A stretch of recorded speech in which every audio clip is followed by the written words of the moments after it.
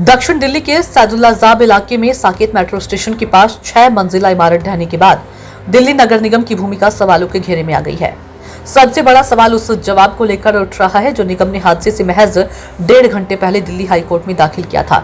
13 अप्रैल 2026 को हुई सुनवाई के दौरान एमसीडी ने अदालत को बताया था कि संबंधित इमारत में किसी प्रकार का निर्माण कार्य नहीं चल रहा है, लेकिन स्थानीय निवासियों का दावा है कि भवन में लगातार निर्माण और बदलाव का काम जारी था। अब इमारत के ढहने और लोगों की जान जाने के बाद निगम के उस दावे की सच्चाई पर सवाल खड़े हो रहे हैं।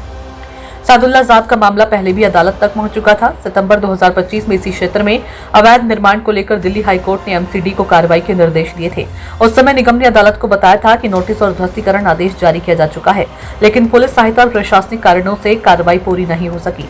अदालत ने तब अधिकारियों की कार्य प्रणाली पर भी नाराजगी जताई थी और पूछा था कि उनकी निगरानी में अवैध निर्माण कैसे खड़े हो रहे हैं। हादसे वाली इमारत को लेकर भी कई सवाल सामने आ रहे हैं। स्थानीय लोगों के अनुसार भवन की ऊपरी मंजिलों पर निर्माण गतिविधियां और बदलाव लगातार किए जा रहे थे। वहीं कुछ हिस्सों में कोचिंग सेंटर, कार्यालय और कैंटीन जैसी व्यावसायिक गतिविधियां भी संचालित हो रही थी। इसके बावजूद यदि एमसीडी ने अदालत को बताया कि मौके पर कोई निर्माण कार्य नहीं चल रहा था, तो जांच का महत्वपूर्ण विषय बन सकता है। पिछले कुछ महीनों में दिल्ली हाईकोर्ट विभिन्न मामलों में एमसीडी को अवैध निर्माण के खिलाफ सख्त कार्रवाई के निर्देश देता रहा।